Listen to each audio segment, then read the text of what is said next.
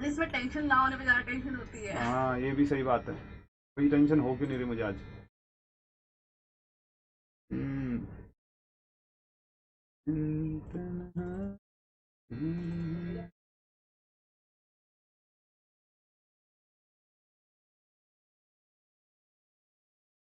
बस रह गया कुछ पोर्शन, आज इसको निपटाते हैं और ख़त्म करते हैं अपनी क्लास को। जीएसटी की बहुत हो गया ये, जीएसटी जीएसटी है ना, जीएसटी रिटर्न वाली क्लास।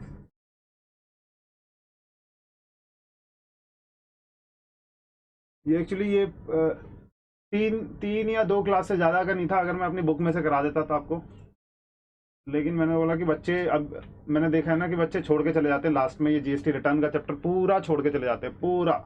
और इस बार तो इन्होंने बहुत सारी चीज़ें ऐड ऑन कर दी नई, पिछले पिछले साल के अमेंडमेंट के बाद आपकी जीएसटी रिटर्न में का जो चैप्टर था बहुत बड़ा कर दिया था, इसलिए आईटीसी में थोड़ा बहुत उनको काटना पड़ा। ठीक है, तो रिटर्न वाला चैप्टर आपको पता ही है अब कितना लंबा इन्होंने कर दिया, तो मैंने कुछ भी नहीं छुड़वाया आपसे, एक एक चीज़ फिर मैंने अभी कल परसों और देखा कि और दो तीन चीज़ें थी, तो वो भी मैंने अब ऐड ऑन कर दी इसमें। ठीक है, तो इसलिए थोड़ा सा टाइम लग गया, लेकिन आपको बहुत बेहतरीन चीज़ मिली है, जल्दी से जल्दी कंप्लीट हो जाएगा इससे। मिनिमम मिनिमम अगर मैं बोलूँ आधा घंटा में आप लोग जीएसटी रिटर्न को निपटा सकते हो। लेकिन अगर वो पढ़ने वाले थ्योरेटिकल चीज़ों में जाओगे, थ्योरेटिकल चीज़ों से मतलब यहाँ पे करने के बाद आप सीधा सीधा अपने क्वेश्चन, जो आपके स्टडी मैट के क्वेश्चन हैं, आप स्टडी मैट के क्वेश्चन कीजिए, आपसे आराम से क्वेश्चन हो जाने वाले हैं, यानी कि एक एक चीज़ मैंने यहाँ पर कवर कर दी है। ठीक है, चलो चलो दोस्तों स्टार्ट करते हैं हम अपनी पहली क्लास बोल रहा हूँ, sorry, last class GST return की। ठीक है, तो जीएसटी रिटर्न में हमने अब तक पढ़ लिया था सब कुछ, तो आज हम पढ़ेंगे कि default and delay in furnishing return, यानी कि सेक्शन नंबर 46 एंड 47 की बात कर रहे हैं हम। किसकी बात कर रहे हैं? 46 एंड 47 की, यानी डिफॉल्ट अगर करते हो आप किसमें, डिले इन फर्निशिंग रिटर्न। दिख रहा है आपको ये सभी? Yes sir. अच्छा ये, सर अच्छा अच्छा चलो ठीक है, साथ के साथ मैं, अच्छा ठीक है, पहले तो दिख रहा है तो कोई दिक्कत नहीं। अच्छा, सेक्शन नंबर पहले 46 पढ़ते हैं, read with the rule number 68 of CGST rules. CGST rules का 68 के साथ, यानी कॉम्बिनेशंस में यहाँ पे पढ़ते हैं। देखो मैंने अपने बुक में दे रखा है, सारे रूल्स भी दे रखे हैं अलग से और सारे सेक्शंस भी अलग से दे रखे हैं, तो आपको रूल्स पढ़ने पड़ेंगे, सेक्शंस रूल्स, अच्छा सेक्शन अलग से पढ़ने पड़ेंगे। तो अब यहाँ पर क्या है, इंटरलिंकिंग करके मैंने सारी चीजें बता दी है आपको। ये सेक्शन और रूल्स याद करने की जरूरत नहीं है। ठीक है, इतनी याद होती है, ठीक है, नहीं होती कोई दिक्कत नहीं है, बस आपको कंटेंट याद होना चाहिए कि क्या क्या चीजें हो सकती है, डिले होने पे क्या होता है। ठीक है, अगर जैसे ही डिले किया आपने तो आपको जाएगा भैया नोटिस। किसको जाएगा नोटिस? टैक्स पेयर को नोटिस जाएगा to a registered person in prescribed electronic form में। यानी कि कैसे जाएगा बताओ, ये बाय पोस्ट आपके घर भेजेंगे या फिर इलेक्ट्रॉनिक पोस्ट, इलेक्ट्रॉनिक मोड पे चला जाएगा, आपके पोर्टल पे आएगा आपका पूरा वो नोटिस? हाँ तो ये क्या कहाँ पे आएगा? जीएसटी पोर्टल पर आएगा। Who fails to furnish the return under section 39 के अंडर में नॉर्मल रिटर्न होती है। नॉर्मल रिटर्न अगर आपने जीएसटीआर, बोलो जल्दी से, 3B। ठीक है, ये सारी की सारी अगर रिटर्न्स वगैरह आपने क्या किया है, इन रिटर्न्स को आपने लेट फाइल किया है, इन रिटर्न्स को आपने लेट फाइल किया है, तो क्या होने वाला है आपके लिए यहाँ पर? भारी चीज हो सकती है। इन्होंने कहा कि भैया आपको नोटिस आ सकता है आपके घर पे कि क्यों आपने रिटर्न लेट किया, और आप उसका रीजन दीजिए। ठीक है, और डिले का कंडोनेशन ऑफ लेटर दीजिए एंड ऑल सारी चीजें वो बता सकते हैं। सेक्शन नंबर 44 में एनुअल रिटर्न अगर आपने लेट की है। सेक्शन नंबर 45 की जो रिटर्न है वो कौन सी है? फाइनल रिटर्न होती है। फाइनल रिटर्न को अगर आपने लेट किया है, या फिर सेक्शन नंबर 52 यानी टीसीएस स्टेटमेंट का अगर आपने late delay furnishing of return किया है, तो आपको आ सकता है नोटिस। नोटिस में क्या होगा? Requiring them to furnish return within 15 डेज। क्या बोलेंगे वो? अच्छा, नोटिस में आपको क्या देंगे? कहेंगे कि भैया 15 दिन के अंदर अंदर आप अपनी रिटर्न को भर दो। ठीक है, क्या आपने रिटर्न नहीं फाइल किए, 15 दिन के अंदर अंदर भर दो, ऐसा करके नोटिस आपको आ सकता है। अच्छा, जैसे ही नोटिस आएगा, अब लेट तो आप कर चुके हैं, तो क्या लेट फीस और delay in filing of return पर लेट फीस, फीस इंटरेस्ट की बात नहीं कर रहा हूं मैं, फीस की बात करता हूं। देखो 3-4 कंपोनेंट होते हैं, एक होता है हमारा टैक्स जमा करते हैं, एक होता है हमारा इंटरेस्ट जमा करते हैं जब डिले पेमेंट होती है। तो सेक्शन नंबर 50 के हिसाब से याद आ रहा है कि 24% और 18%। अब हम बात कर रहे हैं फीस की। फीस, टैक्स, इंटरेस्ट, फीस, और क्या हो सकता है? जल्दी से बता दो मेरे को, क्या हो सकता है? Penalty. Tax, interest, fees, penalty और एक्सेट्रा जो कुछ भी वो अपने अपने नाम से बोले, तो ये मेन चीजें कंपोनेंट होते हैं कि जो वो जीएसटी डिपार्टमेंट आपसे वसूलता है, ठीक है, रिकवरी करता है इस चीज की। अच्छा, late fees for delay in, fees की बात कर रहा हूं, इंटरेस्ट की बात नहीं कर रहा हूं। फीस भी लगेगी सर, फीस अलग से लगेगी, इंटरेस्ट अलग से लगेगा, हाँ इंटरेस्ट भी अलग से लगेगा और फीस भी अलग से लगेगी भैया। इसीलिए बोला गया है, जीएसटी डिपार्टमेंट कहता है कि भैया टाइम से फॉलो करो चीजें। हमने आपको ऑलरेडी 20-20 दिन के का गैप में आपको बहुत बता रखा है कि महीना खत्म हुआ, 20 दिन का टाइम दिया, वहां तक आप क्लियर कर लो चीजें। 20 दिन, किसी में 10 दिन, किसी में मतलब इतने दिन का तो टाइम है ना, तो क्लियर कर लो अपनी चीजें, सारी चीजें पहले से करके चलो सारी चीजें। अब इन्होंने कहा कि भैया फाइलिंग में आप लेट कर रहे हो तो ये नहीं चलेगा, क्योंकि फाइलिंग तभी लेट होती है जब काम पूरा नहीं होता, और काम पूरा करने के लिए आपको टाइमली अपना काम खत्म करना पड़ेगा। यानी कि सर हमारी ट्रांजैक्शंस बहुत थी, अरे ट्रांजैक्शन बहुत थी तो यहां पर पता क्या, अब जीएसटी पोर्टल ने निकाल दिया कि भैया जैसे ही आपका ट्रांजैक्शन होता है यहां पर अपडेट कर दो पोर्टल पर सेव कर दो, पोर्टल पर सेव करो, पोर्टल पर सेव करो। यानी क्या, रियल टाइम बेसिस पर भी आप काम कर सकते हैं वहां पर, समझ रहे हो, और रियल टाइम बेसिस पर सामने वाले को क्रेडिट अवेलेबल हो सकता है अब। तो यानी कि अब इसका कोई भी मतलब नहीं है कि आप मुझे लेट होने का कोई रीजन दे। जैसे आप लोग रहते देते ना कि क्लास में लेट आने के लिए बोलते हैं कि भैया हम जब क्लास में लेट आते तो मेट्रो लेट हो गई या बस लेट हो गई, ठीक है। अब यहाँ पर ये हो गई ऑनलाइन क्लास, ठीक है ना, अब यहाँ पर आपका लेट होने का बहाना नहीं चलेगा। समझ में आ रहा नहीं आ रहा? अरे बोल दो। चलो, late fees for delay in furnishing the return and details of outward supply by their respective due dates, यानी कि अट्रैक्ट्स लेट फीस। अगर आपने रिटर्न्स नहीं भरी है या फिर डिटेल्स नहीं भरी हैं अपनी किसमें, आउटवर्ड सप्लाई की डिटेल जैसे नॉर्मली हम किसमें भरते हैं, GST normal taxable person GSTR 1 में, वेरी गुड। तो ड्यू डेट उसकी क्या चीज है, जीएसटीआर 1 की 11 है, 11 ऑफ नेक्स्ट मंथ। तो जब 11 ऑफ नेक्स्ट मंथ तक अगर आपने नहीं भरा है तो फिर आपको लेट फीस लग सकती है। अच्छा, किस चक्कर में, उन्होंने बोला कि स्टेटमेंट ऑफ आउटवर्ड सप्लाई आपने नहीं भरा, या return including return under QRMP scheme 39 में, क्यूआरएमपी स्कीम यानी जीएस, यहाँ पर जीएसटीआर 1 वगैरह की बात कर रहे हैं, यहाँ पर 3B की बात कर रहे हैं, 3B 20th तक भरते हैं, 20th तक, 22 तक और 24 तक, ठीक है। अच्छा, रिटर्न की बात कर रहे हैं हम लोग, रिटर्न यहाँ पर कितना क्या है, सेक्शन नंबर 45, सेक्शन नंबर 45, कौन सी रिटर्न, फाइनल रिटर्न, कौन सी रिटर्न, फाइनल रिटर्न। अब फाइनल रिटर्न को भी अगर आपने लेट फाइल किया तो क्वांटम ऑफ लेट फीस क्या कहते हैं, जितने दिन आप ड्यू डेट से लेके, मान लो ड्यू डेट ये है, ड्यू डेट से, अच्छा पेन चेंज करूं या फिर दिख रहा है, चलो, ड्यू डेट से जितना भी दिन, मान लो 3 दिन लेट हो गए तो 100 मल्टीप्लाइड बाय 3, 300 रुपए ये लगेंगे, और 5,000 रुपए विच एवर इज लोअर। मान लो आपने कितने दिन के लिए भरा ही नहीं, 50 दिन से ऊपर हो चुके हैं आपके, 50 दिन यानी 5,000 रुपए लग जाएंगे आपके। अरे बोलो 50, मान लो 60 डेज आपका, आप लेट हो गए, 2 महीने आपने लेट कर दिया अपनी रिटर्न को, तो 2 महीने लेट हो गए हो तो कितना लगेगा, जल्दी से बता दो। 100 मल्टीप्लाइड बाय 60 कितना आ गया, 6,000 और 5,000 विच एवर इज लोअर। तो मैक्सिमम कितना आपको फीस लग सकती है यहाँ पर लेट रिटर्न फाइलिंग का, 5,000 रुपए तक, ठीक है क्या, बोलो यहां तक क्लियर है।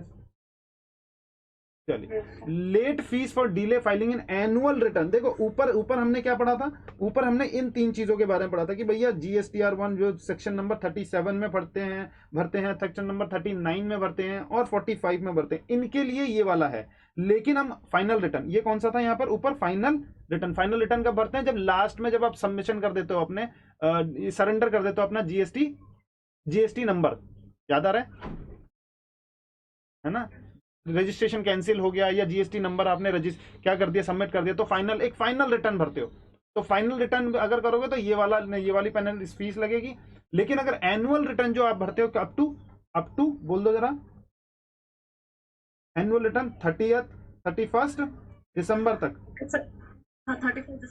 31 दिसंबर तक जो भी अगर आप भरते हो तो उसमें अगर आप लेट करते हो तो क्या हो जाएगा, लेट फीस का मतलब हो जाएगा 100 per day, but 0.525% of turnover. अब देखो ऊपर जब हम मंथली रिटर्न की बात करते थे तो हमने लगा रखा था कम, हमने लगा रखा था क्या, मिनिमम कितना लगेगा भैया, मंथली रिटर्न में आप लेट करोगे तो भैया 5,000 तक का ले लेंगे। लेकिन अगर आप एनुअल रिटर्न में भी लेट कर रहे हो अब, चलो ठीक है, मिनिमम हमने कम वहां पर लगाया, लेकिन अब एनुअल रिटर्न को लेट करने का मतलब नहीं बनता तुम्हारा। सारी चीजें क्लियर कर दो पहले से ही। 31 दिसंबर यानी फाइनेंशियल ईयर खत्म होने के कितने कितने 9 महीने और दे दिए हमने आपको, अब इसमें भी आप लेट करोगे क्या? तो अब तो भैया हम सीधा सीधा टर्नओवर, जितना टर्नओवर दिखाओगे उसका 0.25% आ जाएगा। लेट्स सपोज अगर मैं बोलता हूं आपको, एक सेकेंड,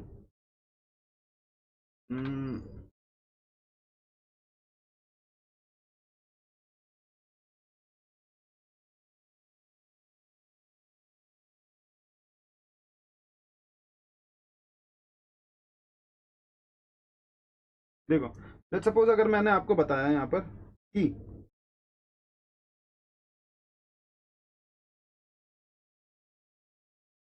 अगर एनुअल रिटर्न में मैं टोटल टोटल पूरे फाइनेंशियल ईयर का मैं बताऊंगा टर्नओवर, बता दो ना। एनुअल रिटर्न में मैं क्या क्या बताता हूँ, मैं बोलता हूँ भैया अपनी मेरी सेल्स की डिटेल जाएगी, मेरी परचेज की डिटेल जाएगी, मैंने कितना आईटीसी लिया है उसकी डिटेल जाएगी, मैं कितना टैक्स पे कर रहा हूँ उसकी डिटेल जाएगी। अरे बोलो ना, ये सारी चीजें जाएंगी या नहीं जाएगी? तो मैंने कहा कि टर्नओवर कितना है वो सेल से पता लग जाएगा। अब मान लो अगर मैंने टर्नओवर लिया B2B और B2C, अगर मैं सबको मिलाकर टर्नओवर इन स्टेट, जिस जिस साल का मैं भर रहा हूं टर्नओवर, टर्नओवर की बात कर रहा हूं, टर्नओवर की बात कर रहा हूं, कहां गए हम, कहां चले गए, ये रहा। क्या बोल रहे हैं हम? 0.25%, अरे इसमें थे यार,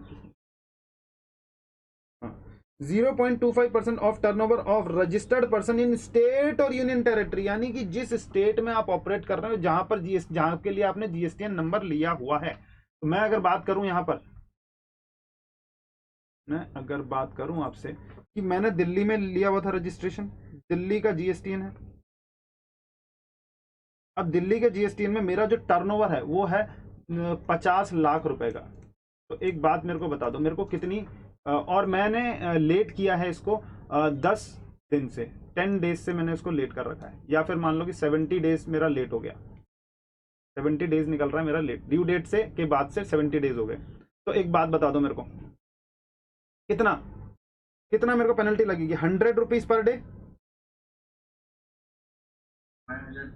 मल्टीप्लाइड बाय 70, कितना आ जाएगा? ये आ गया आपका 7,000 रुपए। और और यहां पर क्या बोला दूसरा, बताओ जल्दी से। 0.25, हाँ, परसेंट ऑफ 50 लैक्स, 50 लाख, 12,500, क्या 12,500, विच एवर इज लोअर और हायर, हायर है, which ever is lower, fees हमेशा, अच्छा ठीक है, फीस हमेशा लोअर ही ली जाएगी आपसे, ठीक है ना, विच एवर इज लोअर, ठीक है। बोलो बात समझ। लेकिन मैक्सिमम टू मैक्सिमम क्राइटेरिया आपका बढ़ा दिया, आपके टर्नओवर, जितना ज्यादा टर्नओवर होगा उतना ज्यादा तक आपका लेट फीस जा सकता है यहाँ पर।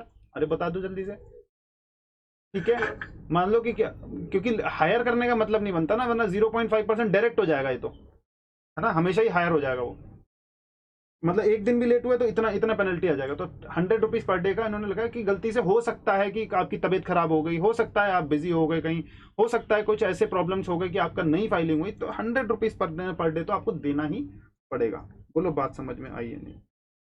तो यानी कि यहाँ पर कितना निकल के आएगा हमारा? 7,000 रुपए। यानी सीधा सीधा बोलेगा वो एनुअल रिटर्न था, मिस्टर राम का एनुअल रिटर्न था। एनुअल रिटर्न की आपको अब ड्यू डेट पता है, ड्यू डेट क्या है? 30 दिसंबर तक, 31 दिसंबर। तो 31 दिसंबर थी, बट उसने फाइलिंग की, उसने कब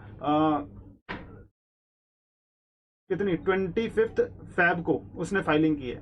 तो अब मेरे को बता दो कितना डिले हो गया, कितने दिन से डिले हो गए? ये पूरे जनवरी में कितने दिन? 31 डेज, और यहाँ पे 25, तो 31 एंड 25 कितना हो गया? 56 डेज से लेट हो गए। तो 56 मल्टीप्लाइड बाय 100, तो कितना आ जाएगा? 5600, 5600 और 25 ने 0.25% ऑफ टर्नओवर, जितना भी turnover, respective turnover, which ever is lower वाला, ठीक है क्या। अगर मान लो उसका टर्नओवर ही 10,000 रुपए है साल का, तो 10,000 का 0.25% कितना आता है? कितना? 2500 क्या? नहीं, या 250, 25 रुपए ना सिर्फ, अच्छा 25 रुपए। तो 25 रुपए विच एवर इज लोअर कौन सा आ जाएगा? कितना रुपए आ जाएगा? 25 रुपीज उसका लेट फीस हो जाएगा, ठीक है क्या। तो डायरेक्ट मत कर देना उसको कहीं कि 100 से मल्टीप्लाई कर दो और सीधा सीधा डायरेक्ट लिख दो आंसर, नहीं। ठीक, चलिए अब यहाँ पर एक नोटेशन पढ़ो। आप नोटेशन क्या बोल रहा है, कह रहा है कि भैया अब late fees is charged under CGST act. क्या बोल रहा है वो, जो मैंने अभी बात की 100 रुपीज पर डे और 5,000 रुपए, जो 5,000 रुपए which ever is lower, and अगर मैं एनुअल रिटर्न को लेट करता हूं, अगर एनुअल रिटर्न को लेट करता हूं तो 100 रुपीज पर डे और 0.25% ऑफ टर्नओवर, स्टेट टर्नओवर। अरे समझ में आ रहा है ना, स्टेट टर्नओवर। मान लो मैं दिल्ली में भी ऑपरेट कर रहा हूं और बट मैं पंजाब में भी, तो दोनों के लिए मेरे को जीएसटीएन अलग है। अरे बोलो ना, एक जीएसटीएन थोड़ी ले सकता हूँ, इसके लिए जीएसटीएन अलग है, इसके लिए जीएसटीएन अलग है, और दोनों की ही मैंने फाइलिंग लेट कर दी, तो दोनों का अलग अलग निकलेगा या एक साथ निकलेगा? अलग अलग निकलेगा सर, अलग अलग, ठीक है। और ये जो मैंने है ना, ये सीजीएसटी एक्ट के अंडर में लिखा हुआ है कि सीजीएसटी एक्ट के अंडर में लिखा हुआ है कि ये पेनल फीस लगेगी। सिमिलर फीस आपको कहां देनी पड़ेगी भैया? एसजीएसटी और यूटीजीएसटी में, एसजीएसटी और यूटीजीएसटी। यानी कि सर अब अल्टीमेटली बोलना क्या चाहते हो, मान लो अगर मैंने जो एग्जांपल में बताया कि यहां से हमारा जो निकला है, कितना निकला है अभी, निकला कितना था बताओ मेरे को? 70 दिन से अगर लेट किया है आपने, 70 डेज से लेट किया, तो कितना आ जाएगा? 100 मल्टीप्लाइड बाय 70 यानी कि 7,000 रुपए, और 5,000 रुपए विच एवर इज लोअर, यानी कितना आ गया? 5,000 रुपए। तो 5,000 मल्टीप्लाइड बाय 2 कितना आ गया आपका? टोटल फीस लगने वाली है 10,000 रुपए। बात समझ में आई क्या? सिर्फ और सिर्फ ऐसा नहीं कि कम लगाया है, दोनों ने मिलाकर लगाया है, तो यानी कि कितना आप पर बर्डन आ गया फीस का? 10,000 रुपए। चुपचाप ढंग से काम करना, और ये वेवर के चक्कर में मत रहना कि ये वेव हो जाएगा। अच्छा, वो वेव हो सकता है, उनके हाथ में होता है, जेन्युइन रीजन होगा तो उनके हाथ में होगा, लेकिन फीस तो लगाई दी ना। अब मोस्टली चक्करों में नहीं पढ़ना है, हमने टाइम से कंप्लीट करनी है, टाइम से चीजें करनी है। तो ऐसे ही यहाँ पर भी, हाँ बोलो। टर्नओवर किस स्टेट का? टर्नओवर किस स्टेट का लेंगे यहाँ पर? जैसे कि अगर जहां पर जिस स्टेट में डिले किया, जिस स्टेट का, मान लो दोनों का डिले किया है तो दोनों का अलग अलग निकलेगा, ठीक है ना। अब मान लो यहाँ पर टर्नओवर है, यहाँ पर 10,000 का और यहाँ पर 20,000 का, ठीक है। तो अब मेरे को बात बताओ कितना आएगा, बताओ। और 70 डेज से ही लेट किया हुआ है, मान लो यहाँ पर 70 डेज से दिल्ली का भी लेट किया, 70 डेज से पंजाब का भी लेट किया, और दोनों की ड्यू डेट का सेम है एनुअल रिटर्न का, ठीक है। तो कितना आ जाएगा? 70 मल्टीप्लाइड बाय 100 और 0.25% ऑफ 20,000 रुपए। अगर किसका है? पंजाब का है ना, तो कितना आ जाएगा? 20,000 का 0.25%, ये आ गया 50 रुपए। तो 50 रुपए ये आ गया, और ये आ गया 7,000 रुपए, विच एवर इज लोअर आ गया, यानी 50 रुपए। लेकिन इसमें कितना पंजाब को कितना देना पड़ेगा? ये तो हो गई एसजीएसटी, सेंट्रल गवर्नमेंट का हिस्सा, और कितना आ जाएगा उसको टोटल मिला के? 100 रुपए देने पड़ेंगे पंजाब के लिए। और अगर दिल्ली में भी आपने लेट कर दिया तो दिल्ली में भी सिमिलर मैनर में वही निकलेगा। स्टेट गवर्नमेंट को डबल देना पड़ेगा। स्टेट गवर्नमेंट को मतलब समझा नहीं मैं, क्या बोल रहे हो आप?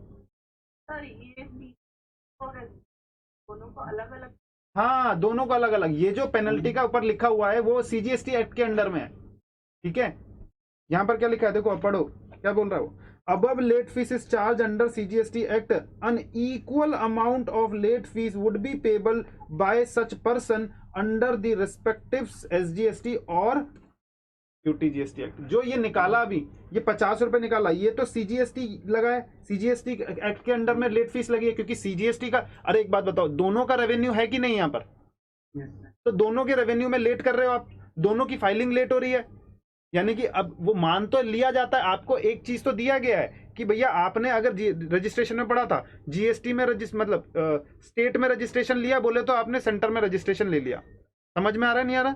सीजीएसटी एक्ट में रजिस्ट्रेशन हुआ तो मतलब मान लेंगे कि आपका एसजीएसटी एक्ट में भी, जिस एक्ट जहां से स्टेट से आपने भरा हुआ है वहां पे आपने रजिस्ट्रेशन ले लिया। तो इसका मतलब क्या है कि आपको चीजें क्या दोनों की नहीं है, दोनों की फाइलिंग करने के। अगर आप लेट फाइल करेंगे तो दोनों को हार्म होगा, सीजीएस सेंटर को भी हार्म होगा, स्टेट को भी हार्म। सेंटर अलग से लगाएगी, स्टेट अलग से लगाएगी। अब इन्होंने कंबाइन करके नहीं दिया, इन्होंने बोला लेट फीस हमारा इतना, और फिर लिख दिया कि स्टेट में कि भैया स्टेट गवर्नमेंट में भी सीधा सीधा कितना, क्या यही क्राइटेरिया बनाया। तो मैंने क्या लिख दिया यहाँ पर, मैंने बोला कि भैया डबल कर दो इसका, ठीक है। Yes, sir. यानी सीजीएसटी के अंदर में, सीजीएसटी के अंदर में यहाँ पर कॉलम के अंदर में क्या लिखेंगे, लेट फीस। फीस आएगा कितना, 100 कितना था हमारा अभी, 50 रुपये। ये 50 रुपये ऐसे आ जाएगा, 50 रुपीज़। या फिर अच्छा कॉलम वाइज आपका मैं बताता हूँ कैसे बनता है। ये इस तरीके से बनता है ना, tax, interest, penalty, fees and other amount. ये सीजीएसटी के अंडर में कितना, एसजीएसटी के अंडर में कितना, आईजीएसटी में कितना, और यूटी, और यहाँ पर सीजीएस एसजीएसटी और यूटीजीएसटी कितना, आईजीएसटी में कितना, और सेस में कितना। ठीक है, ये सारी चीज़ें ऐसे रहती है। अच्छा सेस भी होगा यहाँ पर, सेस। ठीक है क्या, अच्छा तो ये कितना कितना आ जाएगा, तो टैक्स। अच्छा अगर मैं फीस बताऊँ, फीस किसके अंडर में थी, ये वाली 50 रुपये यहाँ पर, और 50 रुपये आपको ऐसे यहाँ पर दिखेगी जब आप लेट फाइलिंग करोगे तो, ये पेमेंट करनी है आपको। समझ में आ रहा है, Yes, sir. ऐसे ऐसे करके फाइलिंग। अच्छा टैक्स, सीजीएसटी का कितना देना है यहाँ पर लिखा होगा, एसजीएसटी का कितना देना है यहाँ पर लिखा होगा। सीजीएसटी से रिलेटेड इंटरेस्ट कितना देना है, एसजीएसटी से रिलेटेड इंटरेस्ट कितना देना है, सीजीएसटी से रिलेटेड पेनल्टी कितनी है, एसजीएसटी से रिलेटेड पेनल्टी कितनी है, वो सब बाइफरकेट करके आपको जाएगा। क्योंकि ये चीज़ क्या है, पोर्टल अपने आप में ही आपको परेशान नहीं कर रहा है कि दूसरे दूसरे जगह पे जाओ, बस यहाँ पर भर दो। ये ऑटोमेटिकली पोर्टल क्या करेगा, सीजीएसटी का अमाउंट सेंट्रल के खाते में डाल देगा, सीजीएसटी से रिलेटेड अमाउंट सेंटर के खाते में, और एसजीएसटी से रिलेटेड अमाउंट स्टेट गवर्नमेंट के खाते में। बोलो बात समझ में आई, ठीक है, क्लियर है, ऑल क्लियर है। चलें आगे, चलो अब हम पढ़ेंगे यहाँ पर क्या चीज, section number 39(1) read with rule number 61 और 61A। ठीक है, ये इसकी बात कर रहे हैं हम लोग। ठीक है, चलो 3B के बारे में ऑलरेडी जानते हैं आप। नॉर्मल टैक्स पेयर यहाँ पर किस चीज के बारे में बात करता है, कौन कौन सी डिटेल देगा 3B में, बता दो जल्दी से। Containing the details of outward supply, inward supply, liable to be inward supply. कौन से आउटवर्ड सप्लाई, कितने आउटवर्ड सप्लाई हैं, कितने इनवर्ड सप्लाई मैंने ऐसी लिए जिस पर मेरे को पेमेंट करना है आरसीएम के बेसिस पे, कहाँ दिखाएंगे 3B में। एलिजिबल आईटीसी कितना है, ठीक है मेरे लिए, और यहाँ पर कितना आ जाएगा, पेमेंट ऑफ टैक्स कितना किया है, एक्सेट्रा। ये सारी चीजें कहाँ दिखेंगी, फाइनल चीजें कहाँ दिखेंगी मंथ की, 3B में। Yes, sir. 3B में। चलिए अच्छा, इन ल्यू ऑफ, पहले क्या होता था पता है, इन्होंने जब लॉ निकाला था उन्होंने 3B नाम की कोई चीज नहीं थी। ये एक फॉर्म था सिर्फ, रिटर्न तो थी हमारी जीएसटीआर 3, ये नॉर्मल चीज निकाल रखी थी इन्होंने। तो रिटर्न पॉसिबल ही नहीं हो पाई, क्योंकि बहुत सारी चीजों के प्रोविजन इसमें बना दिए गए कि हम जीएसटीआर 3 में ऐसा कर, जीएसटीआर 3 में ऐसा करेंगे, हम वैसा करेंगे, इसको इंटरलिंक करेंगे, इसको वैसा करेंगे कि भाई अगर वो वहां से सीधा डायरेक्ट अगर किसी ने जीएसटीआर 1 में अपना भरा है तो यहाँ पर ऐसा आ जाए वैसा आ जाए। बहुत सारे वादे किए गए इसमें कि भाई ऐसा कर देंगे वैसा कर देंगे, जीएसटीआर 3 होने वाली है आपके लिए खतरनाक।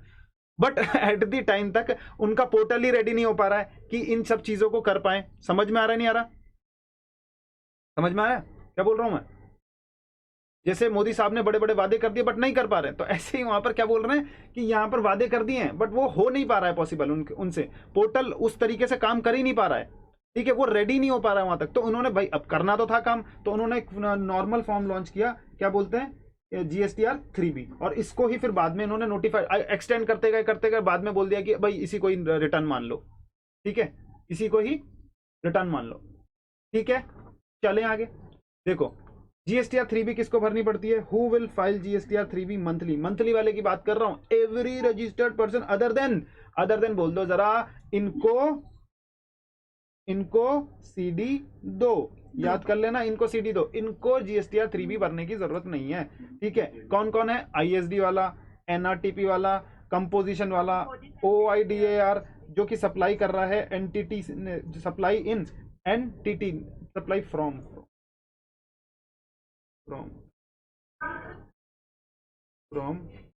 Non taxable territory providing services to NTOR. यहाँ पर एनटीओआर कौन कौन से हो गए थे भैया, अनरजिस्टर्ड पर्सन एंड गवर्नमेंट को अगर देता है तो, बाहर से अगर यहाँ पर ओआईडीआर की सर्विस दे रहा है, याद है ना सारी चीजें। Yes. हाँ अच्छा, यहाँ पर क्या बोल रहे हैं, टीसीएस और टीडीएस वाले लोग, वेरी गुड। अच्छा अब यहाँ पर क्या बोल रहे हैं, 3B can be file through common portal. Common portal पे जाओ भैया, कॉमन पोर्टल मतलब gst.gov.in। ठीक है, वहां पर जाओ, अपनी 3B भर दो।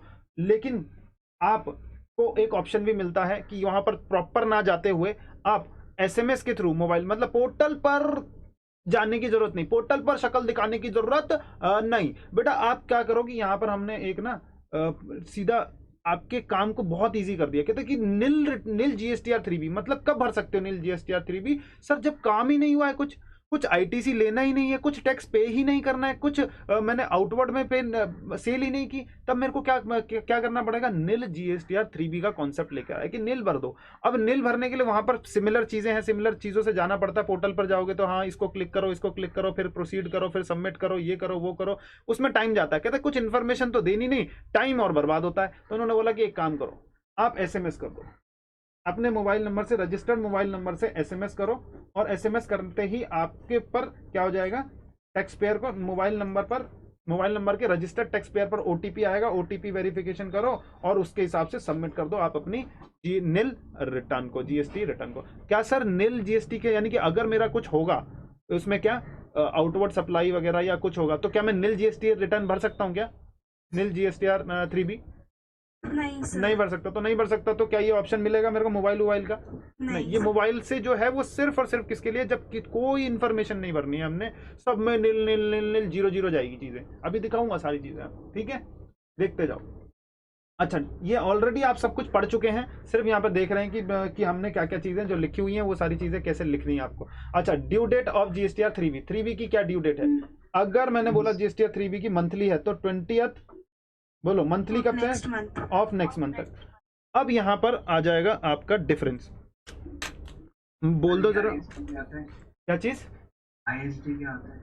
आईएसटी इनपुट सर्विस डिस्ट्रीब्यूटर, बताया था ना, इनपुट सर्विस डिस्ट्रीब्यूटर, यानी कि जो लोग हेड ऑफिस होता है, हेड ऑफिस में जो माइक्रोसॉफ्ट का एग्जांपल दिया था, हेड ऑफिस जो कि आगे सेल नहीं करता है, उनकी ब्रांचेस सेल कर रही है। तो अब ये इसने बिल आया इसके नाम पर, तो जो क्रेडिट आएगा किसके नाम पर आएगा? इसके नाम पर आएगा। तो ये ले तो सकता नहीं क्योंकि आउटपुट में कोई इसकी सप्लाई नहीं है, तो ये क्रेडिट को क्या करेगा? डिस्ट्रीब्यूट करता है। तो इसको बोलते हैं इनपुट सर्विस डिस्ट्रीब्यूटर। इसको रजिस्ट्रेशन लेना पड़ता है इनपुट सर्विस डिस्ट्रीब्यूटर का, ठीक है। चलिए अब मैं बात बताता हूं आपको कुछ, देखो अब हम चलते हैं आपके ICAI के स्टडी मटेरियल पर, CAI के स्टडी मटेरियल पर।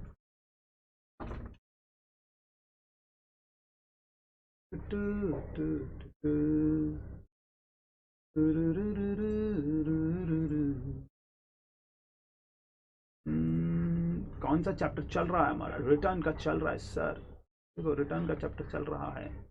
अब रिटर्न में हम करेंगे बात, अभी हम रिटर्न में बात करेंगे रिटर्न की बात करेंगे, जल्दी कर देखो हाँ एक सेकंड हाँ बोलते रहो। सर जो प्रोवाइजो और एक्सप्लेनेशन है उसका एक बार वो बता दो। मतलब क्वेश्चन आता कि इसको लिखो, इनमें क्या डिफरेंस है, कैसे मतलब मैं उसको एक्सप्लेन करूँ? बताता हूँ, देखो अभी एक सेकंड रुको। प्रोवाइजो मतलब क्या होता है और एक्सप्लेनेशन मतलब क्या होता है?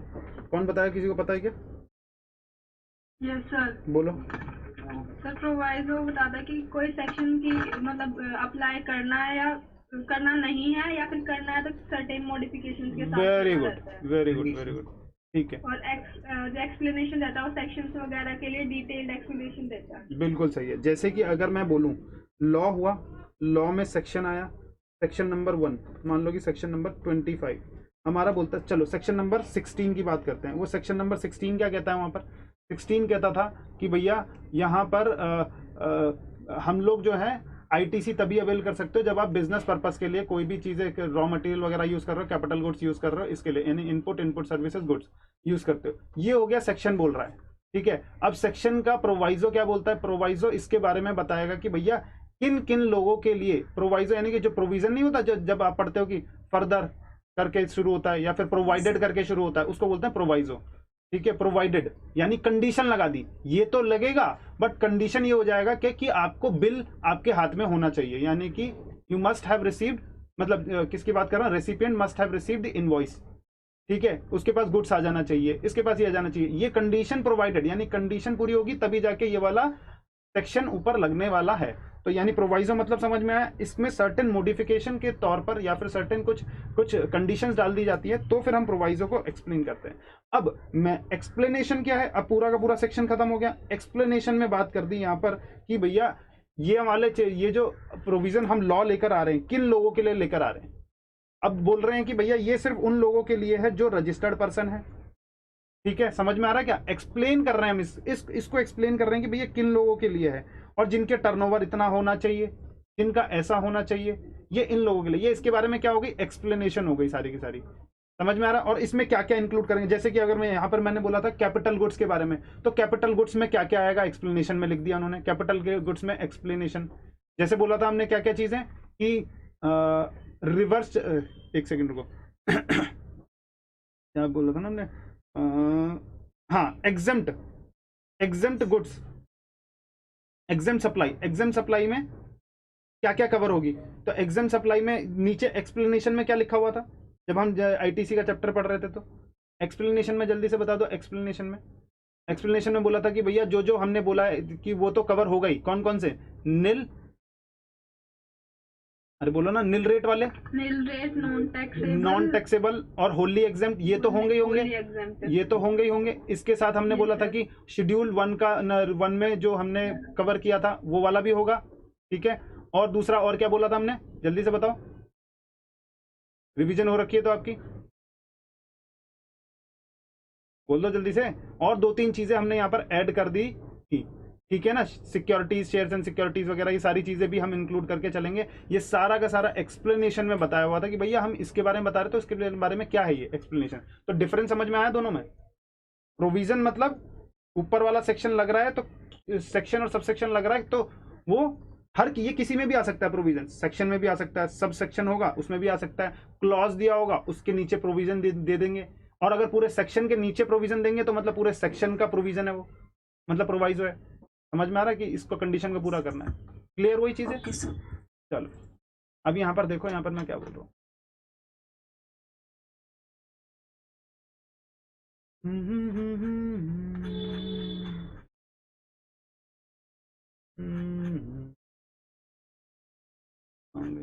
काम गई यार,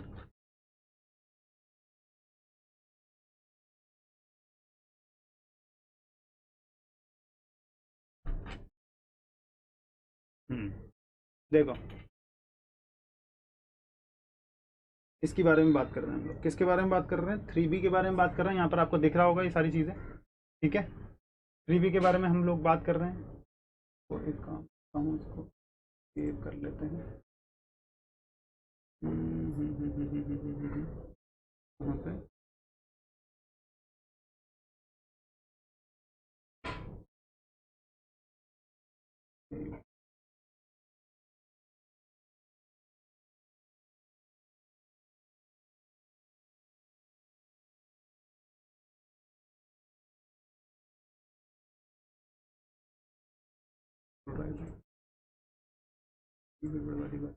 पेज नंबर क्या है इसका?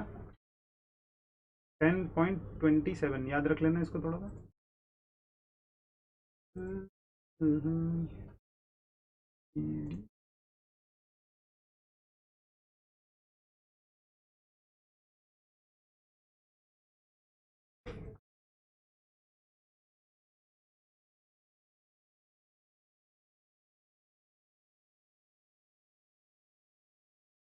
पहले मैं इसमें एक्सप्लेन कर देता हूँ चीज़ें आपको, वहाँ पे वो होते हैं। देखो क्या बोला था हमने यहाँ पर, कहाँ गया वो,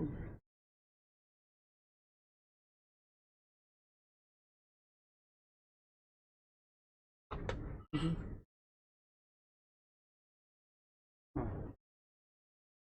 क्या कहा था यहाँ पर, 20th तक क्या क्या चीज़ें हैं, बोलो जल्दी से। 3B अगर मंथली भर रहे हैं तो ये तो डेट आपको याद है, लेकिन 3B जब हम क्वार्टरली भरते हैं यानी QRMP स्कीम में अगर हम जाते हैं तो फाइलिंग कब तक करनी पड़ेगी सर? फाइलिंग करनी पड़ेगी आपको 2 डेट पे, ऑन और बिफोर 22nd और 24th of month succeeding the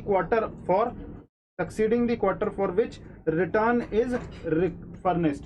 यानी कि क्या बोल रहे हैं, इन QRMP scheme payment of tax कब करना होता है? 25th of next month GST PMT 06 में। 6 ये वाला हमने पढ़ लिया था मेरे ख्याल से।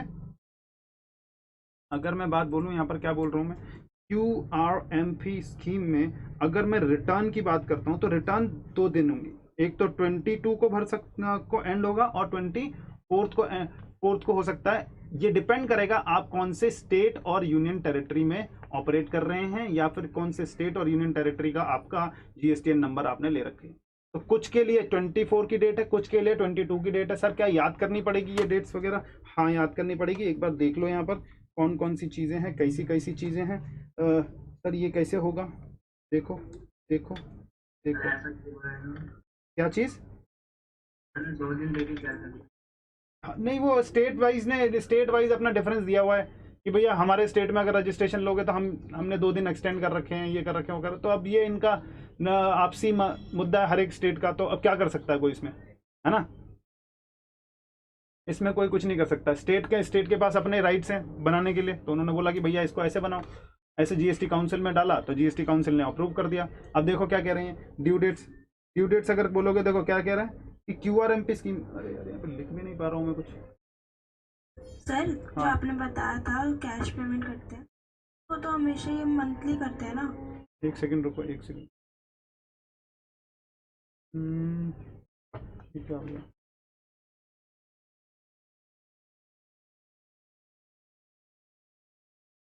अच्छा ठीक है, चलो कोई नहीं। हाँ ये देखो कैश पेमेंट करते हैं क्या मंथली करते हैं, क्या बताया आपने? जब सर पहले बताया था तो आपने बताया था मंथली पेमेंट। हाँ पेमेंट तो मंथली होती है, अभी भी वही बता रहा हूँ मैं, पेमेंट तो मंथली सर होती है। आपने अभी क्वार्टरली बताया, वो फिर वो क्या था? Quarterly return. QRMP में मंथली पेमेंट करेंगे। हाँ हाँ क्वार्टर भी बोला था ना कि 06 में पे करते हैं। रिटर्न है वो। एक सेकंड रुक जाओ। वो उसकी फुल फॉर्म है quarter return and monthly payment. QRMP की फुल फॉर्म क्या है? Quarterly return and monthly payment, ठीक है। क्वार्टरली सर, रिटर्न पता का है। मतलब क्या हो गया? क्वार्टरली रिटर्न का मतलब हो गया कि हमने क्वार्टरली पे करना है। तो क्वार्टरली कब होगा? कह रहे हैं 25th और 24th, जैसे ही क्वार्टर खत्म हुआ, यानी कि जनवरी, मान लो जैन फेब एंड मार्च खत्म हुआ, तो अब मेरे को बता दो इसका क्वार्टर खत्म हुआ तो नेक्स्ट जो मंथ का जो 22 आएगा और 24 आएगा, उसकी मैं बात कर रहा हूँ रिटर्न फाइलिंग की। ठीक है, यहाँ तक समझ में आया? रिटर्न फाइलिंग की। ओके ठीक है, अब यानी कि 22 को कब आ जाएगा, जल्दी से बता दो मेरे को। यही बात है ना, 22 को, यही बात हुई है अभी। तो देखते जाओ देखते जाओ देखते जाओ, इसको जितना आप लोग देखोगे उतना आपके लिए अच्छा हो सकता है। देखो देखो देखो, हाँ अरे एक सेकेंड, ये रहा, यही है 24th of month succeeding the quarter for which return is submitted, उसके नेक्स्ट वाले मंथ का 24 और 22।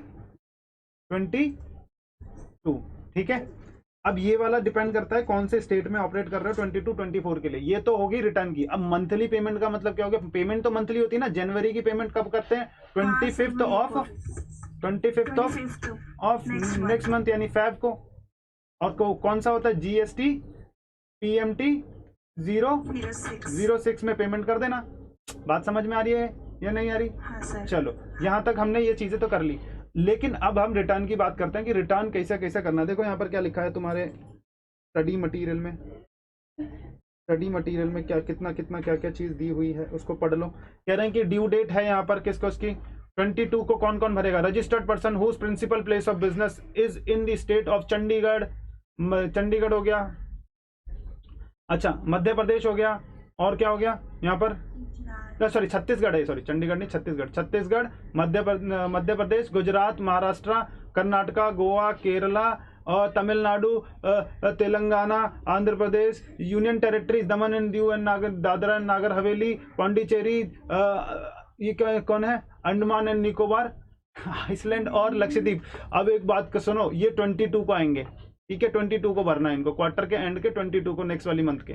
और बाकी जो रह गए कौन कौन से रह गए sir? State of Himachal Pradesh, Punjab, Uttarakhand, Haryana, Rajasthan, Uttar Pradesh, Bihar, Sikkim, Arunachal Pradesh, Nagaland, Manipur, Mizoram, Tripura, Meghalaya, Assam, west Bengal, Jharkhand, Orissa और यूनियन टेरिटरी में जम्मू एंड कश्मीर और लद्दाख और चंडीगढ़ और दिल्ली। इनके लिए होगा हमारा क्या चीज़? बोलो 24। याद हो गया होगा मेरे ख्याल से। नॉर्थ ईस्ट, क्या चीज़? North east India. North east India याद हो गया क्या ये आपको? बोलो। ट्रिक बता दो कोई। यस सर, नॉर्थ ईस्ट इधर सारे में बाकी 20 तो मतलब वो नॉर्थ ईस्ट वाले सारे याद हैं आपको? ऑलमोस्ट। याद हो गए? चलें फिर आगे फिर। अरे यही तो बात है, हमारी क्लास की खासियत ही यही है। हम लोग कोई ऐसे कुछ स्टोरी बना लो आप फिर से। कह रहे कोई स्टोरी बना लो, रुक जाओ जरा। सारे पत्ते खोल दो तुम पहले, है ना? देखो यहाँ पर आपको दिख रहा है, यहाँ पर चीजें अब दिख रही हैं। तो ये देखो क्या बोल रहा हूँ मैं। हमने एक चीज पढ़ा था, किस चीज के बारे में पढ़ा था हमने? बता दो जल्दी से। मैं जब मेट्रो में गया था, और मेट्रो में मैं जब गया था तो मैंने एक स्टोरी बताई थी ना आपको कि जब मैं मेट्रो में गया था और मैं उषा से मिले आप। हाँ उषा से मिले आप। तो यानी जब मैं उषमा त्रिपाठी, एंटी हाँ एंटी उषा। तो वो क्या कह रही थी कि जब मैं एक बार दोबारा कहानी सुन लो थोड़ी। कहानी थी कि भाई मैं मेट्रो में जा रहा था, और ये एक्चुअल में हुआ था मेरे साथ, ये कहानी नहीं थी, ये तो मैंने स्टडी में अप्लाई कर दिया आपके। तो यानी मेट्रो में जा रहा था, लेडीज सीट, उसी दिन आपने बोला कि नहीं लेडीज सीट पे बैठ गया था मैं। अब लेडीज सीट पे बैठने के बाद मेरे सामने एक महिला आई थी, कह रही थी कि आते ही, जैसे कि होता है दिल्ली में कि आते ही बस वो देखती है और हम उसको देखते हैं, फिर मैं तो सो जाता हूँ लेकिन लोगों को उठने के लिए बोलती है। उसने एक्सक्यूज मी, मैंने बोला हाँ। कहती आई एम आंटी। क्या बोलते हैं? आई एम, एक महिला थी, आई एम आंटी। मैंने कहा अच्छा ठीक है फिर। तो कह रहे I am aunty Ushma Tripathi और फ्रॉम मेघालय। कहाँ से थी वो? मेघालय से थी, ठीक है ना? फ्रॉम मेघालय से थी। और मेघालय से जब वो थी तो हमने बोला था क्या चीज़? बोल दो जरा, अगर आप मेघालय से हो तो मैंने बोला मैं क्या करूं? तो कह रहे कि भैया सीट, है ना? तो मैंने कहा अच्छा चलो। फिर मैंने क्या किया, मैं यहाँ पे साइड में बैठ गया और वो मेरे बगल में यहाँ पर बैठ गई। कौन सी सीट पे? लेडीज सीट पे। 2 लेडीज सीट होती हैं ऐसे करके बराबर बराबर में। तो मैं यहाँ हो गया तो वो लेडीज सीट पे बैठ गई। अब मैं पढ़ रहा था तो वो डिस्टर्ब कर रही थी, बार बार मेरे को देख रही थी। कहने लगी आप कहाँ से हो? मैंने कहा मैं तो दिल्ली से हूँ। कहती मैं मेघालय से हूँ। मैंने हाय। कहते कि मेरा नाम है उषमा त्रिपाठी। क्या था? उषमा त्रिपाठी। उषमा त्रिपाठी, उसका नाम था उषमा त्रिपाठी। कहाँ की थी वो? मेघालय थी। और इसने बोला क्या था? एमांटी। एमांटी क्या बोलेंगे? एमांटी। एमांटी उषमा त्रिपाठी। और हम दोनों, वो इतनी तेज तेज बात कर रही थी कि दूसरे बोगी वाले भी हमें देख रहे थे, ठीक है? और वो देखने लगे हो क्या रहा है यहाँ पर। और वहां पर कौन कौन बैठे थे? हिमाचल प्रदेश के लोग भी बैठे थे। अरे बोलो ना, हिमाचल से जो वो लेके आते ना, कंबल वंबल लेके आते, बताया था मैंने। हिमाचल, जम्मू हाँ, कश्मीर। हिमाचल और जम्मू कश्मीर वाले लोग बैठे थे, ठीक है? एंड अदर्स, ठीक है क्या? Ushma Tripathi and others. ये वाला कहानी कहाँ बताई थी सर? ये मैंने बताई थी रजिस्ट्रेशन के चैप्टर में, कि रजिस्ट्रेशन में जब हमने बोला कि रजिस्ट्रेशन की एक लिमिट होती है। कौन कौन सी लिमिट जल्दी से बता दो? 10 लाख, 20 लाख और 40 लाख वाली, ठीक है क्या? यही वाली थी। अरे बता दो जल्दी। Yes, threshold limit. जल्दी से याद, रिवीजन भी हो जाएगा अभी आपका, है ना? अब यहाँ पर मैंने क्या बोला था? एमांटी उषमा त्रिपाठी फ्रॉम, हाँ उषमा त्रिपाठी फ्रॉम मेघालय थे। ये इसका नाम था मेघालय, ठीक है? और यहाँ पर हम बात कर रहे थे क्या चीज? जम्मू एंड कश्मीर, ठीक है? यानी कि हा मतलब हिमाचल प्रदेश, और यहाँ पर आसाम के लोग भी थे और जम्मू एंड कश्मीर वाले लोग भी थे। और एंड अदर्स की कैटेगरी, अदर्स की कैसे कैटेगरी में आता था हमारा दिल्ली वगैरह। ये किसकी बात बता रहा हूँ? ये रजिस्ट्रेशन की बात बता रहा हूँ कि भैया अगर कोई 10 लाख में है, 10 लाख में ये वाली कैटेगरी थी, 20 लाख में ये वाली कहते, चाहे ये गुड्स में डील करें, चाहे सर्विस में डील करें, या फिर बोथ्स में डील करें स्टेट में। और रजिस्ट्रेशन की लिमिट इनके लिए इतनी थी, ये चाहे गुड्स में डील करें चाहे सर्विस में डील करें। एक्सक्लूसिवली गुड्स था? नहीं अभी रुको, ये गुड्स था, ये सर्विस था, और फिर यहाँ पर क्या चीज था? यहाँ पर और बोथ में भी डील करोगे तो भी यहाँ पर कितना आएगा? अगर इस स्टेट में हो तो क्या आ जाएगा? 20 लाख की लिमिट। और बाकी लोगों के लिए बोला था कि भाई अगर गुड्स में डील कर रहे हो एक्सक्लूसिवली गुड्स में डील कर रहे हो तो 40 लाख की लिमिट लगेगी यहाँ पर इनके लिए। एंड अगर सर्विस में 20। सर्विस में डील कर रहे हो तो 20 लाख लगेगी, और अगर गुड्स एंड प्लस सर्विस दोनों में कर रहे हो तो भी 20 लाख की ही लगेगी। ठीक है, एक्सक्लूसिवली अगर कर रहे हो गुड्स में तो 40 लाख की लिमिट थी इनके लिए। अब ये स्टेट थे कौन से? कंडीशंस। बिल्कुल बिल्कुल, ये स्टेट कौन से थे जल्दी से बता दो। मणिपुर, मिजोरम, नागालैंड, त्रिपुरा। क्या बात है, क्या बात है, क्या बात है, याद है आपको? मणिपुर, मिजोरम, नागालैंड, त्रिपुरा। अच्छा, यहाँ पर मैंने यहाँ पर क्या नहीं डाला? मेघालय नहीं डाला, क्योंकि मेघालय आ गया हमारा, उष्मा त्रिपाठी मेघालय की थी। ठीक है ना, ये मेघालय यहाँ पर आ गया। ये उत्तराखंड था क्या? उत्तराखंड, सिक्किम था ये। वेरी गुड, अरे क्या बात है, अरुणाचल प्रदेश इससे आ गया। पौंडीचेरी, और यहाँ पर क्या था? तेलंगाना। त्रिपुरा यहाँ पर आ गया तो तेलंगाना यहाँ पर था, और यहाँ पर था पौंडीचेरी। ठीक है क्या, पौंडीचेरी था। तो यहाँ पर अगर आप स्टेट में अगर ऑपरेट कर रहे हो, चाहे गुड्स में आपने धंधा चालू किया या सर्विस में या बोथ में धंधा चालू किया, 20 लाख की कंपलसरी लिमिट थी। सेक्शन नंबर किसकी बात कर रहा हूँ बता दो जल्दी से? 22। सेक्शन नंबर 22 में ये वाली सारी चीजें थी। अच्छा, और अगर आप डील कर रहे हो कहाँ पे? हिमाचल में, आसाम में, Himachal Pradesh, Assam, Jammu and Kashmir and others, यानी दिल्ली वगैरह जितने भी यूनियन टेरिटरीज रहेगी, अगर वहां पर आप ऑपरेट कर रहे हो, एक्सक्लूसिवली गुड्स में कर रहे हो तो 40 लाख की लिमिट, और सर्विस में कर रहे हो तो 20 लाख की लिमिट, गुड्स और सर्विस दोनों में कर रहे हो तो 20 लाख की लिमिट। तो क्या था हमारा निमोनिक? एमएनटी, उष्मा Tripathi from Meghalaya and Jammu and Kashmir. ये यानी जम्मू एंड कश्मीर वाले लोग देखकर हंसने लगे। जम्मू एंड कश्मीर, मेट्रो में हमें जम्मू एंड कश्मीर। ठीक है, एंड अदर्स की कैटेगरी थी किसमें? हाँ, 40 लाख। हाँ, वो कंडीशंस था, वो मैं अभी, हाँ वो क्या है, मैन्युफैक्चरर का नहीं होना चाहिए। अच्छा, वो सारी चीजें कि आपने वॉलंटरी वाले, वो सब कंडीशन की अभी बात नहीं कर रहे हैं, मैं सिर्फ यहाँ पर लिमिट्स की बात कर रहा हूँ अभी। ठीक है क्या, स्टेट याद करने की बात कर रहे हैं हम लोग। तो स्टेट याद हो चुके हैं मेरे ख्याल से, ये वाले आपको पहले से भी याद थे, दोबारा रिवीजन भी हो गया। ठीक है क्या, याद थे। अब मैं जो बात कर रहा हूँ, अब यहाँ पर मैं किसकी बात कर रहा हूँ भाई? जिनको 24th क्वार्टर एंड के 24th में क्या करना है, बोलो जल्दी से? क्वार्टर एंड के रिटर्न फाइल करनी है, उसको याद कराने जा रहा हूं, ध्यान से सुनना। सेम यही है, सिर्फ क्या नहीं आएगा, ये वाले लोग नहीं आएंगे। ये वाले लोग किस में? 22 में। कौन से? टीपी वाले। टीपी उड़ा दिया मैंने यहाँ से, एंड अदर्स को यहाँ से उड़ा दो। यहाँ से टीपी उड़ा दो, यहाँ से अदर्स उड़ा दो, बाकी बचे के क्या? एमएनटी, उष्मा त्रिपाठी गया भाड़ में। ठीक है समझ में आया? एमएनटी, उष्मा और जम्मू एंड कश्मीर। क्या बना हमारा? एमएनटी, उष्मा, हाँ, और जम्मू एंड कश्मीर। देखो, एमएनटी, उष्मा और जम्मू एंड कश्मीर। ठीक है क्या? एमएनटी, उष्मा, जम्मू एंड कश्मीर। तो ये स्टेट के नाम मेरे को पहले बता दो। मणिपुर, मिजोरम, नागालैंड, त्रिपुरा, उत्तराखंड, सिक्किम, मेघालय, अरुणाचल प्रदेश। टीपी यहाँ पर नहीं आएगा। ठीक है, टीपी किस में आएगा? ये इसमें आएगा टीपी। ठीक है, 22 वाले में। अच्छा, जम्मू एंड कश्मीर में क्या क्या था हमारा? हिमाचल प्रदेश, जम्मू एंड कश्मीर और आसाम, जम्मू एंड कश्मीर। ठीक है क्या, यहाँ तक याद हो गए क्या? ठीक है, ये याद हो गया। जल्दी से एक और बार दोबारा दोहरा दो, जल्दी से दोहरा दो। मणिपुर, मिजोरम, नागालैंड,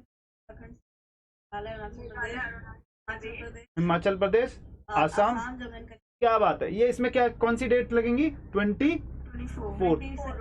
यहाँ पर 24 लिखा है सर इसमें आपने? अरे ये यहाँ से है, ऐसा टेबल है, ये ऐसा टेबल नहीं है अदर्स के लिए। ठीक है ना, ये ऐसा टेबल है, 22 लिखा है। अभी मैं इसकी बात कर रहा हूँ। ठीक है, यहाँ तक याद आया? चलो, यहाँ तक में अभी कौन कौन से कवर हो गए जरा देखेंगे हम। यहाँ पर कवर हो गए हमारे सर। कहाँ गया? एक सेकंड रुको।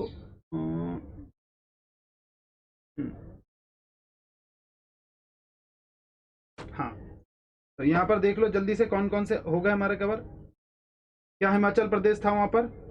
Yes sir. क्या उत्तराखंड था? ठीक है, एंड मणिपुर, मिजोरम, त्रिपुरा, नागालैंड, अरुणाचल प्रदेश, मेघालय, आसाम। ठीक है, और जम्मू एंड कश्मीर। यहाँ तक अभी तक कंप्लीट है सारे के सारे, ठीक है। अब कहानी बढ़ती है हमारी आगे। कहानी में क्या है ट्विस्ट, क्या बोल रहे हैं जो एक बार पहले यहीं से पढ़ लो कहानी में क्या बोल रखे हैं। देखो देखो देखो देखो, तो कुछ स्टेट्स तो कवर ही नहीं हुए इसमें। आ रहे हैं वो स्टेट भी आ रहे हैं, टेंशन नहीं है। हर एक स्टेट थोड़ी है इतना इतना इतना।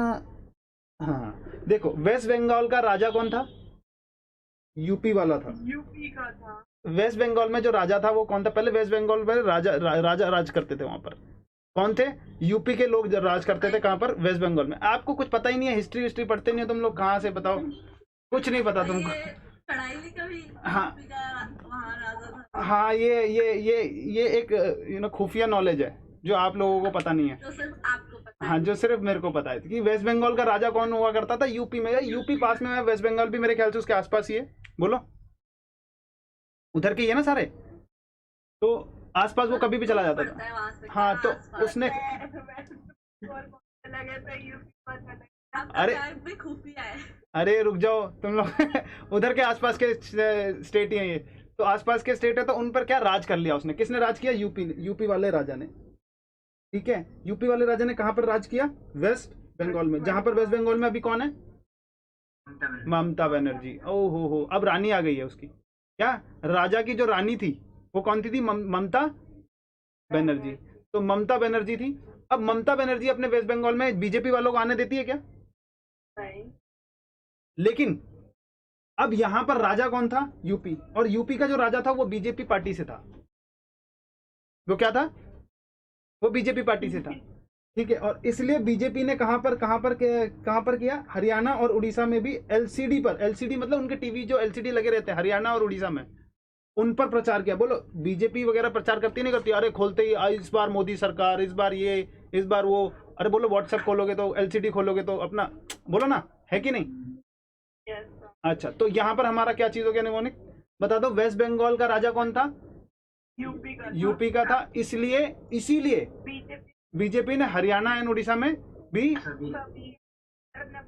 सभी एलसीडी पर अपना प्रचार किया। तो अब यहाँ पर कितने स्टेट और आ गए? देखो, वेस्ट बंगाल राजा से राजस्थान, यूपी से उत्तर प्रदेश, बीजेपी बिहार, झारखंड और यहाँ पर पंजाब। क्या आ गए? बिहार, झारखंड, पंजाब, ठीक है। एक सेकंड, मेरे को भी कंफर्म करना था, यही है ना? बिहार, झारखंड, पंजाब, हाँ ठीक है, ठीक है। बिहार, झारखंड और कितनी देर में ना स्टेट। अरे रुक जाओ, तुम याद कर लेते। रुक जाओ तुम याद अभी रुक जाओ 2 मिनट। इतनी देर में याद हो जाता? इतनी देर में याद नहीं होता, और जितनी देर में याद होता पेपर में जाते वैसे ही भूल जाओगे। ये याद करोगे जिंदगी भर याद रहेगा। अभी याद हो रखा है ना तुम्हें MNT उस्मा त्रिपाठी, ऐसे ही याद नहीं हुआ, ठीक है, ठीक है। चलो देखो, हरियाणा, उड़ीसा और सभी एलसीडी पर क्या चीज है? एलसीडी बोले तो बोलो जल्दी से। लद्दाख, चंडीगढ़, दिल्ली। लद्दाख, चंडीगढ़, दिल्ली। लद्दाख, चंडीगढ़, दिल्ली। लद्दाख, चंडीगढ़, दिल्ली। हरियाणा का हरियाणा लिखा हुआ है, उड़ीसा से उड़ीसा लिखा हुआ है, वेस्ट बंगाल से वेस्ट बंगाल, राजा मतलब राजस्थान, और यूपी बोले तो उत्तर प्रदेश, ये आपको पता ही है, ठीक है। और बीजेपी का मतलब क्या हो जाएगा? बिहार, झारखंड और पंजाब, ठीक है क्या? बिहार, झारखंड और पंजाब। अब आ जाओ जल्दी से मेरे यहाँ पर, बोलो जल्दी से। अब क्या था हमारा निमोनिक? MNT उस्मा त्रिपाठी है क्या? उस्मा है सर यहाँ पर। हा जम्मू एंड कश्मीर, ठीक है। और फिर इसके बाद हम बोलेंगे यहाँ पर क्या चीज आ गया कि वेस्ट बंगाल का राजा कहाँ का था? यूपी का था। इसलिए बीजेपी ने कहाँ हरियाणा एंड उड़ीसा में एलसीडी पर प्रचार किया। अरे बोलो, याद हो गया क्या? Very good. अच्छा, M से जल्दी से बता दो। मणिपुर एंड मेघालय ने मिजोरम, मणिपुर, मिजोरम, नागालैंड, त्रिपुरा।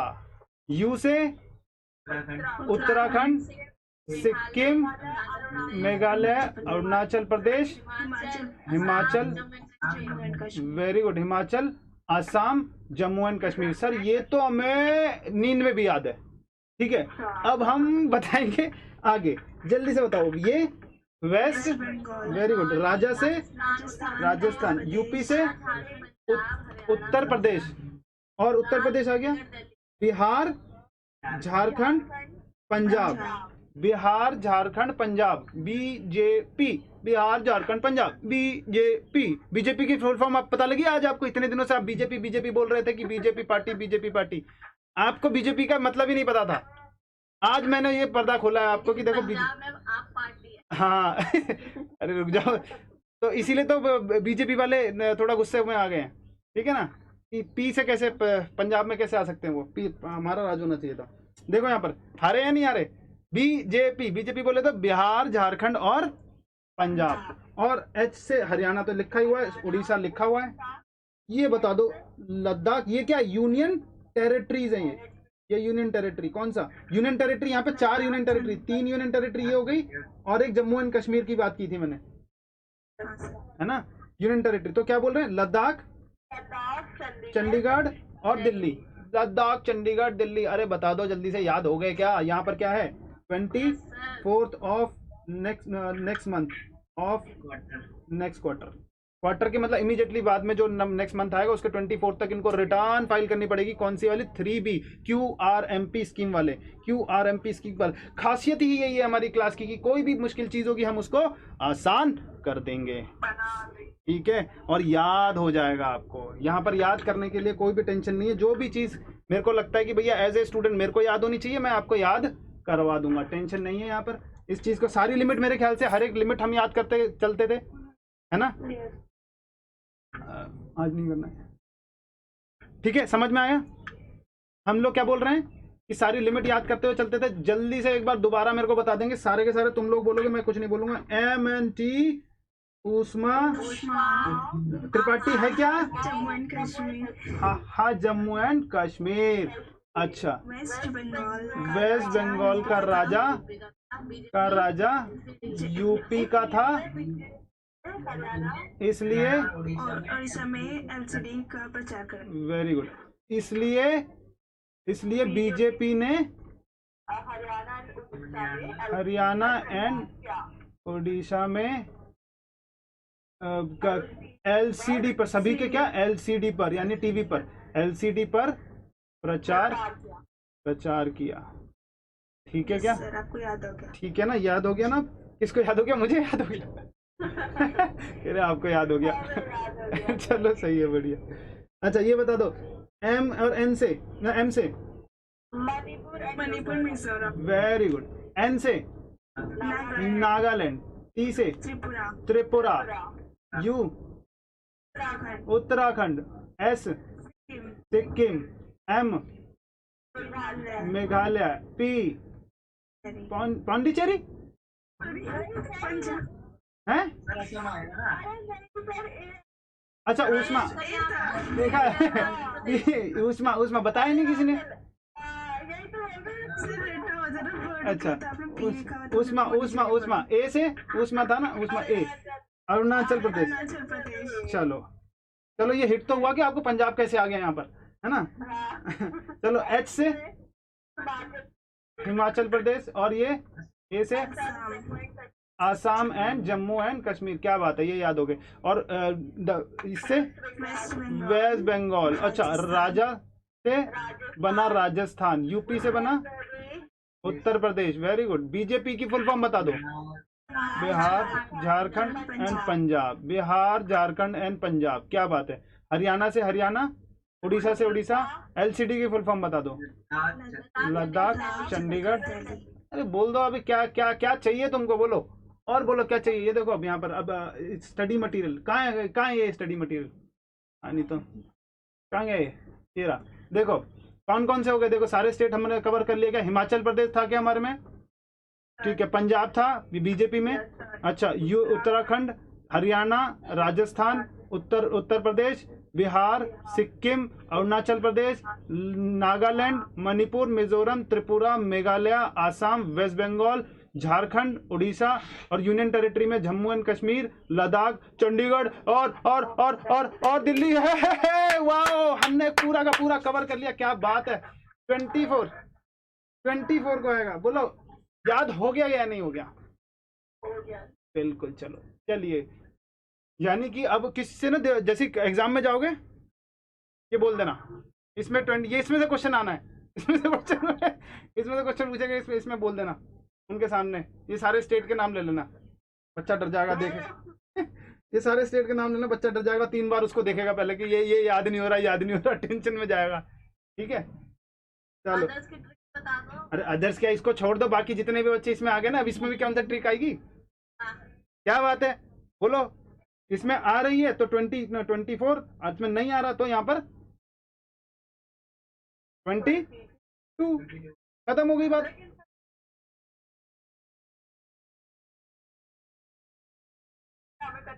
अरे नहीं, ऐसे कैसे नहीं कवर होगा? नहीं, ये थोड़ी होता है, ऐसे कैसे? पूरे इंडिया में एप्लीकेबल हो रहा है जीएसटी, ठीक है। और हर जगह कहीं पर भी अगर धंधा चालू करोगे तो वहां पर अपनी एक एप्लीकेबल अपना वो एडमिनिस्ट्रेटिव बॉडी है जो इसको डील करेगी, ठीक है ना। यूनियन टेरिटरी में एडमिनिस्ट्रेटिव बॉडी, और यहाँ पर जो भी स्टेट्स वगैरह रहते हैं, अगर अच्छा यूनियन टेरिटरी में अगर उनके खुद के स्टेट लेजिस्लेचर हैं, मतलब कि खुद का लेजिस्लेचर पास करते हैं, तो उनको स्टेट का दर्जा दिया गया है। स्टेट होंगे और यूनियन टेरिटरी होंगे, सारे के सारे हैं, ऐसा कुछ नहीं है कोई नहीं आएगा या दोनों में कोई कवर हो जाएगा, ऐसा कभी भी नहीं है, ठीक है ना। तो ट्रिक क्या है जो इसमें याद, इसमें अगर है तो 24, इसमें अगर नहीं है तो 22। ठीक है, याद हो गया। चलें आगे क्या? ओके है, थंब ऊपर कर दो। चलो, क्यूआरएमपी स्कीम के बारे में अब थोड़ा बहुत हम चर्चा कर लेते हैं। ऑलरेडी मैंने आईएफएफ के बारे में पहले से चर्चा कर दी थी, इसके क्यूआरएमपी स्कीम में। सर, हाँ, जो PMT 06 है, ये रहा। हाँ, टैक्स पे करते हैं इसमें, जैसे कि हर महीने के एंड क्वार्टर है, क्वार्टर में जैन, फेब एंड मार्च का क्वार्टर है, तो जैन के बाद फेब की 25 तारीख तक हम क्या करेंगे, इस महीने का कैश में पेमेंट करेंगे, ठीक है। ये रिटर्न नहीं होती, इसको बोलते हैं चालान के थ्रू इसमें जमा करते हैं। मतलब ये एक फॉर्म होता है, आपको टैक्स जमा करना है ना गवर्नमेंट को। नॉर्मल वाले किस में करते हैं? नॉर्मल वाले किस चीज में? नॉर्मल वाले 3B में ही भरते हैं ना। अरे नॉर्मल वाले तो मंथली की बात कर रहे हो ना आप, या तो मंथली होगा क्वार्टरली होगा। रेगुलर वाले तो हाँ, रेगुलर वाले जो मंथली भर रहे हैं, तो मंथली वाले तो 3B में ही भरते हैं ना, GSTR 3B। रिटर्न होती है कि वो चलान? रिटर्न भरते हैं और फिर उसको चालान के थ्रू यहाँ पर चालान जनरेट करके, मतलब ये जो फॉर्म निकाला गया है इसमें ये कम चालान है, मतलब इसमें सारा कुछ लिखा होगा कि कितना टैक्स जमा करना है, CGST का ये कितना, तो वो भर देना है वहाँ पर, वो सारा भर के आपको जमा करना पड़ेगा। समझ में आया? वो अभी आगे थोड़ा इसके बारे में चर्चा आगे लेंगे, आगे है पूरी चर्चा इसके बारे में और डिटेल में आ जाएगा। रिवाइज करवा देना। अरे आ जाएगा, टेंशन मतलब अभी है ना थोड़ा, वहाँ पे जब आएगा तो पूरा रिवाइज करेंगे। थोड़ा क्यों रिवाइज करेंगे हम थोड़ा कभी रिवाइज करते हैं, हम पूरा रिवाइज करते हैं। चलो